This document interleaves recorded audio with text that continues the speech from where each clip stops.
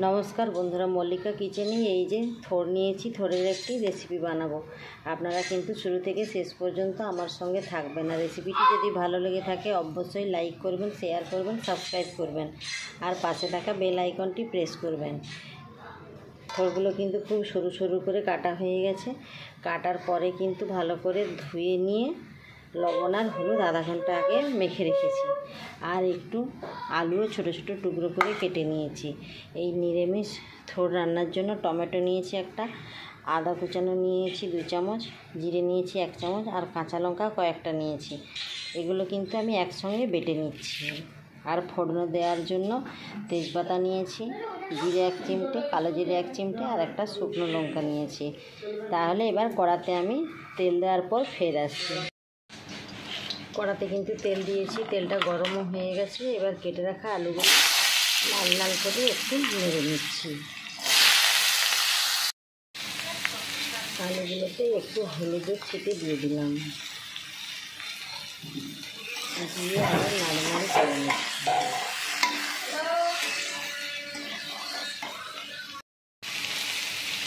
আলুগুলো কিন্তু লাল লাল করে ভাজা হয়ে গেছে, আমি এবার নামিয়ে নিচ্ছি।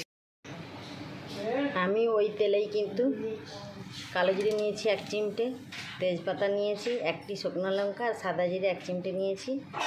দিয়ে এবার ফোড়নে দিয়ে দিলাম।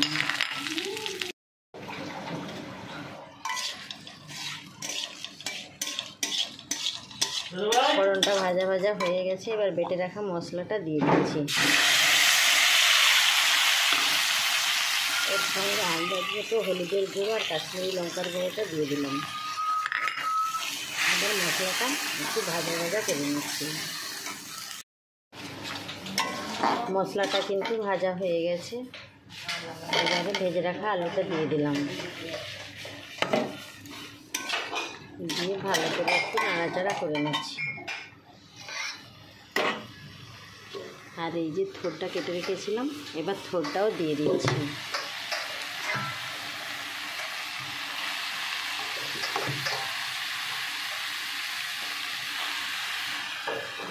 সব থোড়গুলো দিয়ে কিন্তু এবার ভালো করে আমি নাড়াচাড়া করে নিচ্ছি। সব কিন্তু ভালো করে নাড়া হয়ে গেছে। এবার আমি পরিমাণ মতো জলটা দিয়ে দিচ্ছি। আর লবণ দেই না কেন, লবণটা কিন্তু থোড়ে মেশানো ছিল, ওই জন্য লবণটা দেই না। এবার পরিমাণ মতো জল দিয়ে আমি একটা ঢাকনা চাপা দিয়ে রাখছি। থোড়টা কিন্তু রান্না হয়ে গেছে। নামানোর আগে আমি 1 চামচ ঘি দিয়ে দিলাম। এবারে এটা ভালো করে থোড়ের সঙ্গে মিশিয়ে নিচ্ছি। নেওয়ার পরে কিন্তু আমি একটা পাত্রে নামিয়ে নিচ্ছি। নামানোর পর ফের আসছি। নিরামিষ থোড় কিন্তু রান্না হয়ে গেছে। আমি এবার পরিবেশন করছি। আজকের মতো তাহলে টাটা।